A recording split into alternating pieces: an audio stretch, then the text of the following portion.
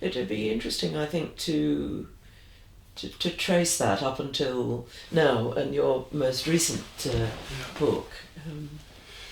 Well, I think after a certain time writing some of these early essays and editing some books and doing the Ghost Ranch, each year we had to present a paper. I presented a paper most years. But I hit a theme that I think has been more or less my leitmotif through most of the books since then, and that is individuation. This idea that Jung came up with. He says quite a lot about it, and we teach about it, and that struck me as a thread that runs through Jungian psychology. It's something we work on in analysis. It's something we can teach about and write about and illustrate with myths and fairy tales, and so it became a kind of theme around which I wrote many essays and my collected works. So that's probably the most important single theme that I've chosen to focus on. And so in midlife was actually an early contribution to that, because midlife is an important moment in individuation. And then I followed up on that with a book called Transformation, Emergence of the Self, which is a kind of extension of the midlife. What happens in the course of a individuation process? How does a person actually become him or herself? And what are the stages of that, and how does it look? So that's a book about individuation. I use the image of the caterpillar turning into a butterfly, this metamorphosis process that we undergo several times in life, and then we emerge as the person that we probably always were in some sense, potentially, and become in the course of the years. And the other thing that's really interested me about this theme of individuation, which I say is Jung's contribution to developmental psychology. He was a developmentalist. Ford focused on early years, and Jung focused on later years, but Jung was definitely a developmental psychologist, and he focused on the second half of life and its extensions into old age, which as I get older, I find more and more interesting. So I find myself reading Jung's later works more now, and thinking about what I call advanced stage individuation, which is a kind of spiritual, more spiritual extension of individuation. That ties into a recent interest I've had in Buddhism. So I think I'm taking it more in that direction now. And is that influenced by, well, being in your later years now, do you think that spirituality becomes more important? I mean, the latest book about the Bible stories, right. There's a metaphor in it, yeah. Well, I think spirituality started becoming a strong interest of mine a ways back, probably after 50. But I didn't pay too much attention to it specifically, but in recent years more, like, and I think dreams have led me in that direction. My own dreams, my wife has marvelous dreams, and many of them have suggestions, intimations of spirituality, or maybe that's the way we're interpreting them more and more. And of course, one's body, I wouldn't say becomes less important, but in some ways it becomes more important because there are more problems coming up all the time. But the satisfaction of physical needs, while still very gratifying, don't have the same urgency, and other needs, I would say, develop a stronger presence.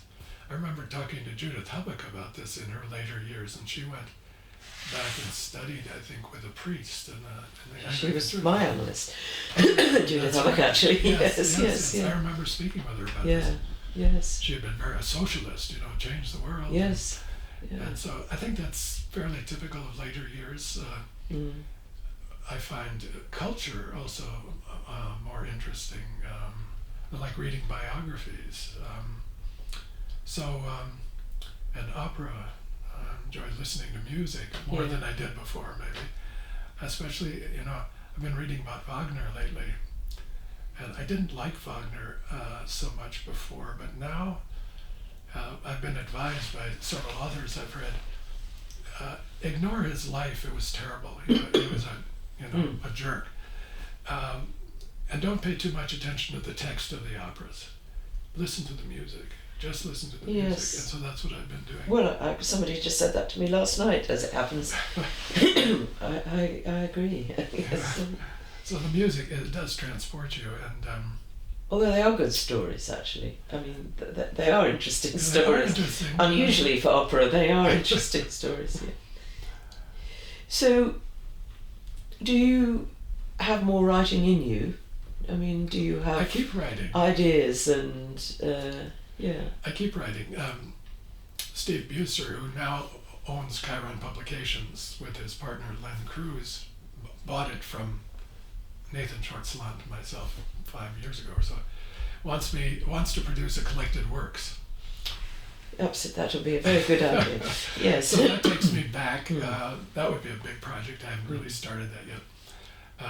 But I've started working on some of my lectures that I gave. In Midlife was originally given as a series of lectures. I then wrote it up as a book. In America. In America. This Bible book, which I've titled The Bible as Dream, was a series of lectures that I gave 20 years ago in Chicago. I'm working on another series of lectures that I gave on masculine development. So that kind of writing, picking up some of these old things that had dropped off my desk and reviewing them and partially rewriting and extending.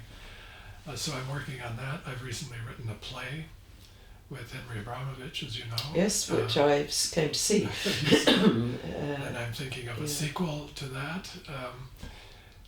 So yeah, writing continues to be a pleasure. I enjoy it. And do you write in a disciplined way every day, or how do you just wait for inspiration and then go to your computer? Or maybe you write by hand. I learned something as a freshman in college from a professor, and he said, if you have 10 minutes, don't waste it, use it. Make some notes, look up something. And I've written a lot in very short periods of time. I can do that. Some people need to take off 3 weeks to write an essay. I write it in bits and pieces, as I have an hour here and an hour there. Time of day? Morning, evening, any time? Not evening. After 5 o'clock I'm done. I read in the evenings, but I can't write. Yeah. So early morning is very good. I take a walk every day. I try to walk for 30 or 40 minutes, and during my walk I come up with ideas. Yeah. Walking is a very creative time for me. Phrases come to me, titles for books come to me sometimes. It's the movement. It's the movement, Yeah, absolutely. So I continue to have ideas, and I continue to write down ideas, and then I'll make some notes, and I'll start creating a file. Might write a page here, a page there. It evolves like that. And then if I have a deadline, of course, I have to take time. And a lot of my writings have been done according to deadlines. If I have to give a talk. And do you have a trusted person that you run things past, or do you trust yourself to go it alone? If I'm really brave, I run it past my wife. She's a very, very strong critic. She likes what I write, but she will find flaws that I didn't see, and she won't let go until I fix it. And so it's good. It's a good exercise. That's about it. I always submit it to an editor, and they might have some advice.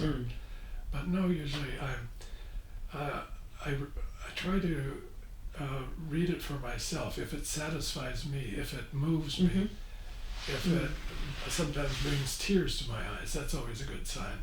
I can't always say it out loud if it but I like to write things that will move people as well as inform them or instruct them.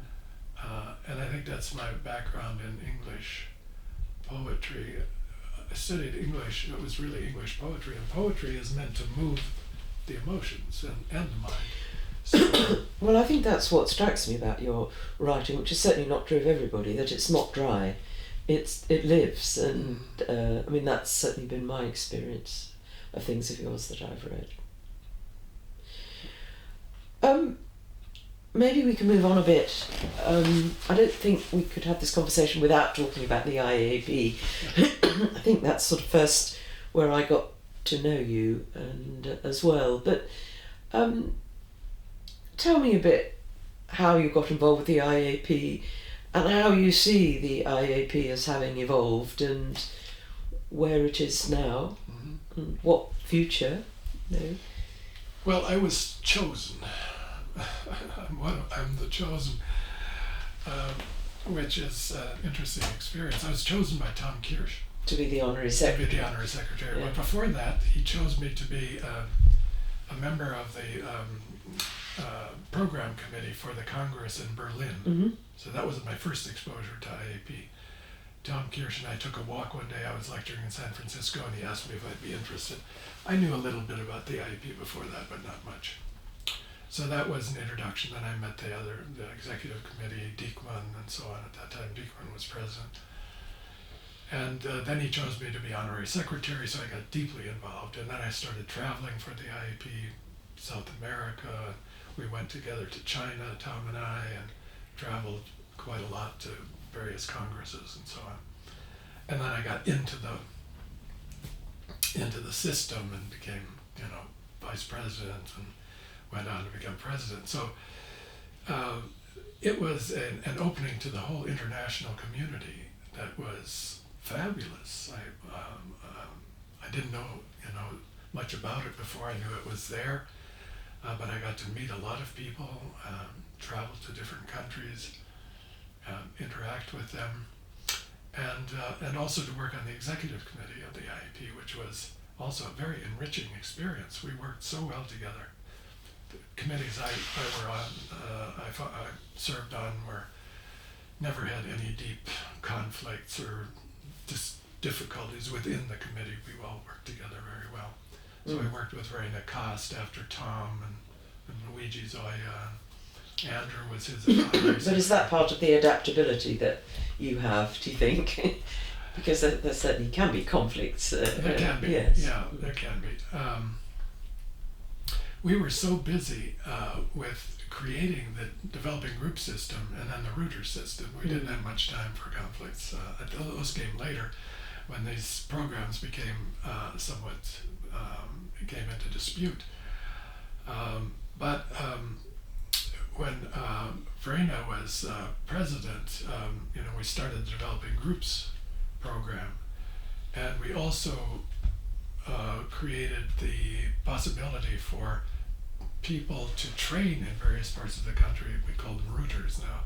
That's a word That's I your came word. up with on an airplane, I think. Routers even sometimes, Routers yes. on the route. Yeah. In parts of the world where there are no training programs, it wouldn't be possible for these people to get training. They might be able to read, and we can translate books and so on. So creating those programs and then developing the structures you need for them just was a lot of work. And Verena was strongly behind it, Luigi was strongly behind it, I was. So we saw eye to eye on all those things. And we worked very well together in harness and without any serious conflicts.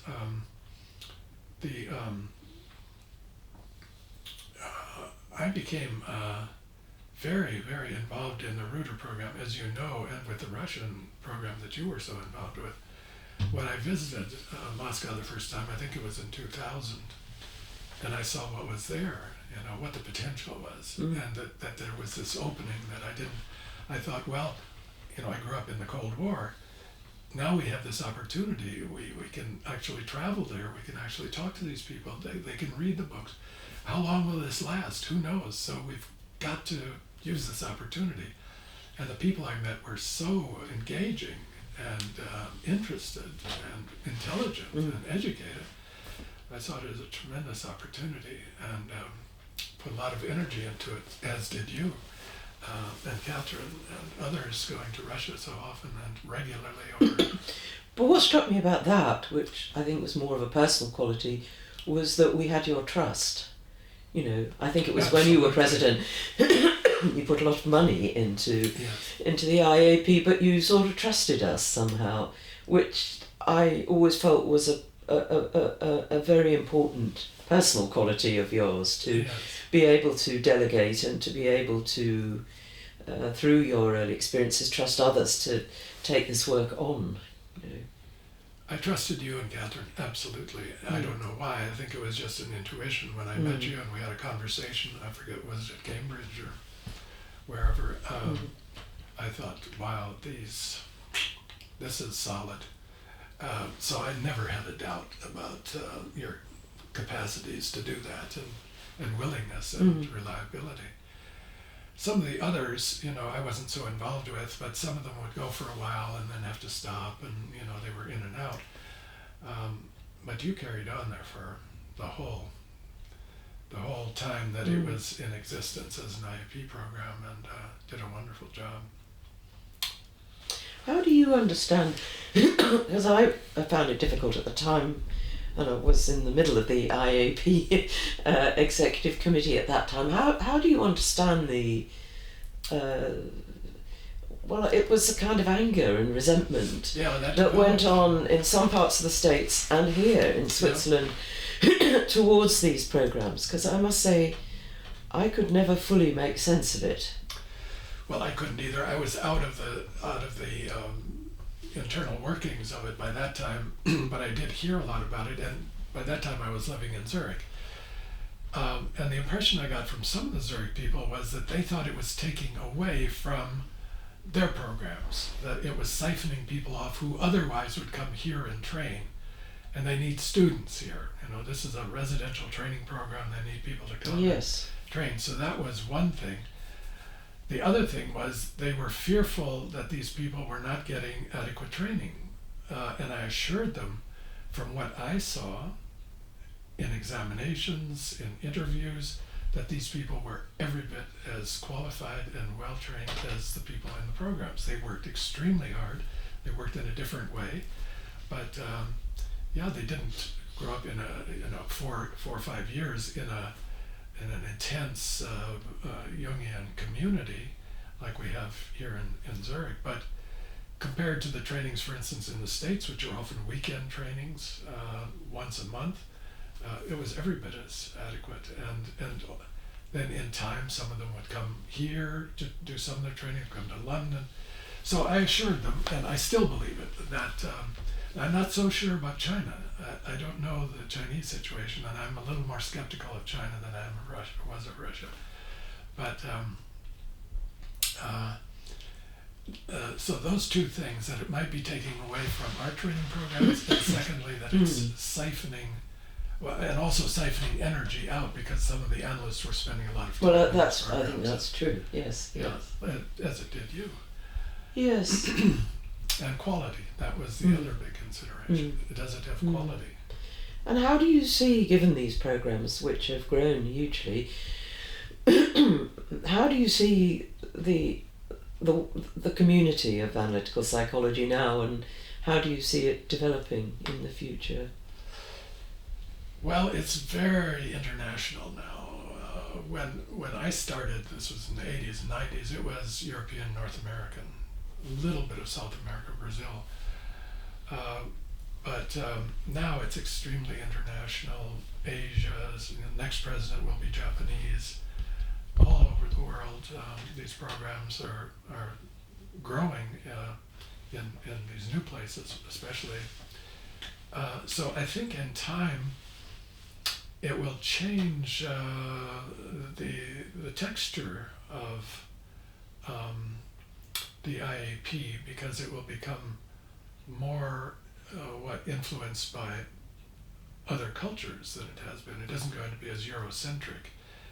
It isn't going to maybe be as focused on the classical texts. Maybe new teachers will. Japan, for instance, their great teacher is Ayo Kawai. He wrote 100 books.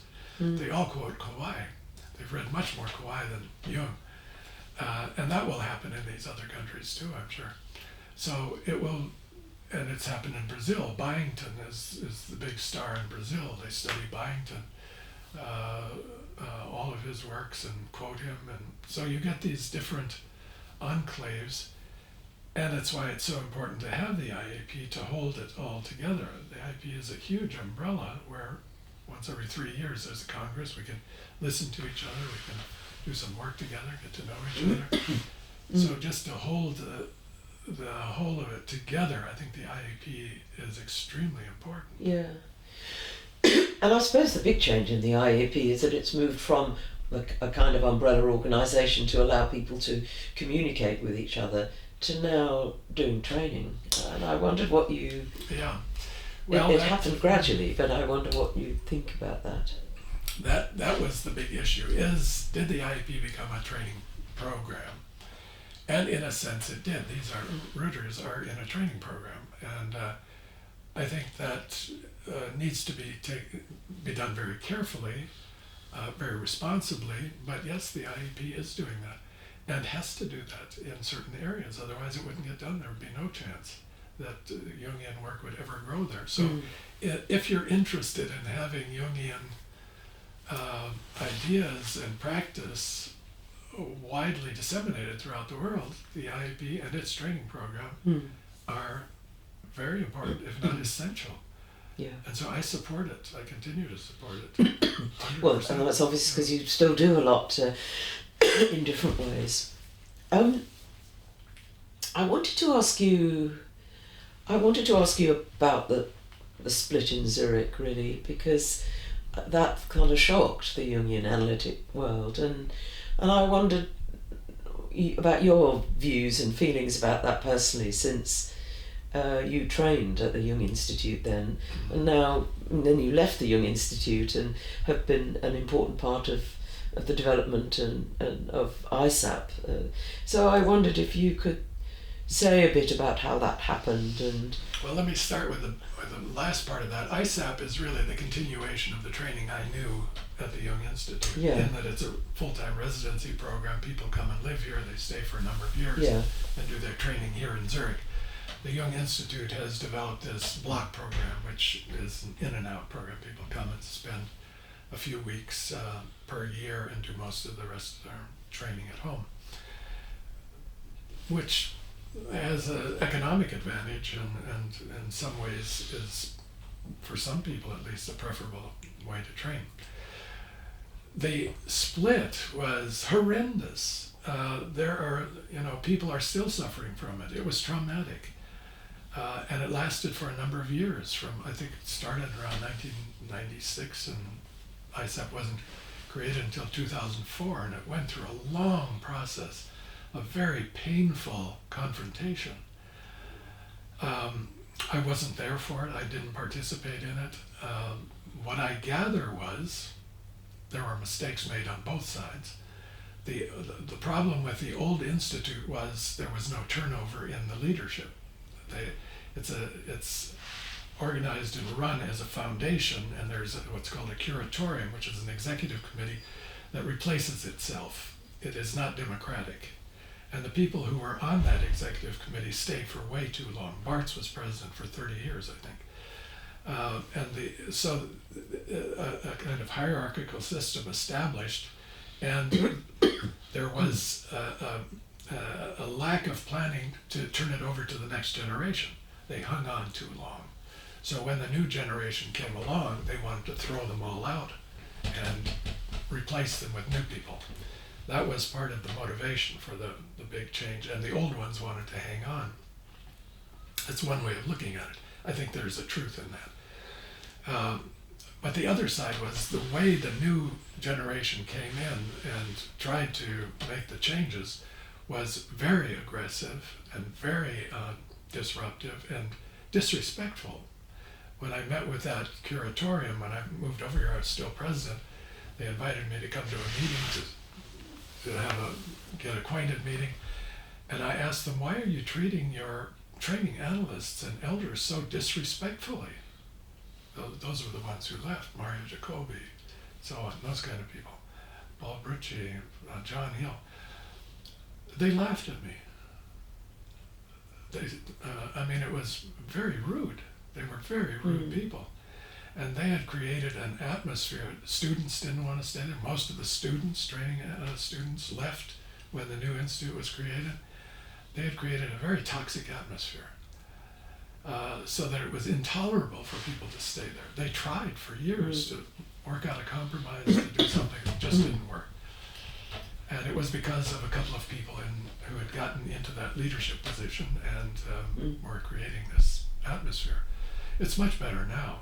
Yes, and now Verena Costa is the president now, and she's an easy person to get along with. She's reasonable. I worked with her for many years in the IAP, and we're good friends, and so we don't have a problem. But the two institutes have developed such differences and different programs and traditions now that when any proposal is made, is it possible to get together again? It would be much more financially, it'd be much more economical to run one program than two in Zurich, two staffs, two buildings, all that.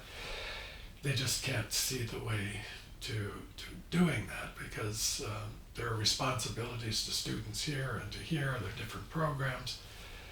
And I broached this to Verena one time, and she said, well, if they do get together again, it won't be in this generation, maybe the next one. So it's going to take time. but the feeling is much better than it used to be. I don't think the old wounds are still there. The ones who went through this battle will never forget it. They were traumatized and deeply wounded and insulted, and it was terrible. And they still speak of it with pain and anguish. That's the residue of it. And is there a thriving culture here? Can Zurich, hold two different training cultures? It seems to be working. We both have enough students to continue paying the bills, and training analysts are getting older. We recently had a birthday party at ISAP for 10 people, 8 of whom turned 75 this year and 2 80. All of us still active, mind you.